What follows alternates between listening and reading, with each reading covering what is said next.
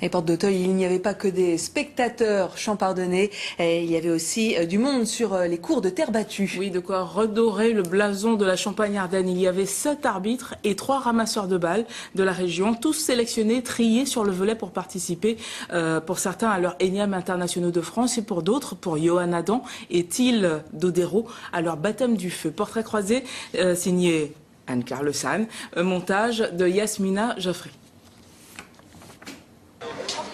Il est 10h52, les stars des cours n'arriveront que dans un moment. Mais tous ceux qui œuvrent sur les matchs sont déjà à pied d'œuvre. J'aimerais bien que vous arrêtiez de faire des pronostics sur les cours, sur les numéros de cours, sur qui va commencer à ramasser la semaine prochaine, etc. On est juste en début de deuxième semaine. Arrêtez tout de suite de vous dire, ça y est, je suis en zone C, c'est fini, la semaine prochaine je vais partir, etc. Parmi ces 300 ramasseurs de balles, 3 champardonnais, dont il, 13 ans, de Reims. C'est sa première participation aux internationaux de France. C'est juste une expérience que j'avais envie de vivre et que maintenant je peux vivre. Et donc je suis vraiment très content je suis très content d'être ici.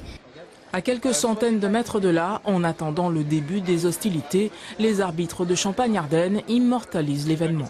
Regardez un petit coup s'il faut le capitaine, le CT, l'arbitre de chaise, mais trouvez des systèmes pour vous reconcentrer. Respirer, souffler, ne pas se faire envahir par la pression, se dire il y en a un qui est tombé, il ne faut pas que ce soit à mon tour, etc. Eux aussi ont droit à leur sermon quotidien. Au pied du cours numéro 1, un hautbois, Johan Adam. Depuis 4 ans, je regarde Roland-Garros à la télé. J'ai toujours été passionné de tennis.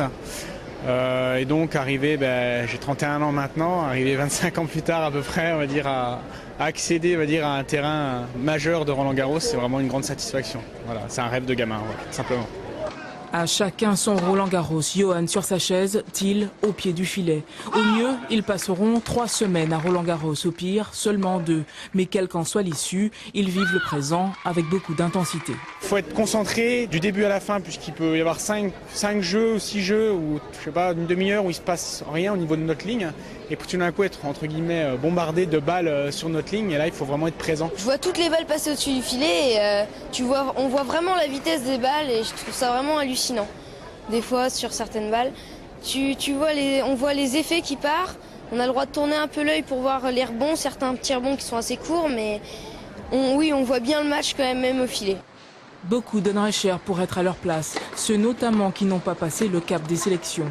À Roland, ces passionnés du tennis auront vécu leurs émotions en temps réel. C'est d'être à côté des joueurs, de les voir et de regarder les points, le fait d'être au filet, de leur donner à manger, de leur donner des bananes, de la serviette, des bouteilles d'eau, ça fait bizarre, c'est vraiment sympa d'être là. Sur le terrain, c'est un mélange de pas mal d'émotions. Il y a d'abord du stress, de l'excitation pour rentrer sur le court, de la joie aussi, du bonheur d'être avec tout simplement les joueurs, le public, de participer à je crois, le 2e ou le 3e plus grand événement sportif au monde.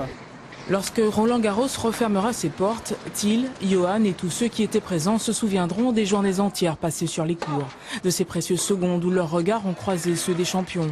Ils en repartiront plus riches qu'à leur arrivée, fatigués c'est certain, mais prêts à retenter l'expérience l'an prochain.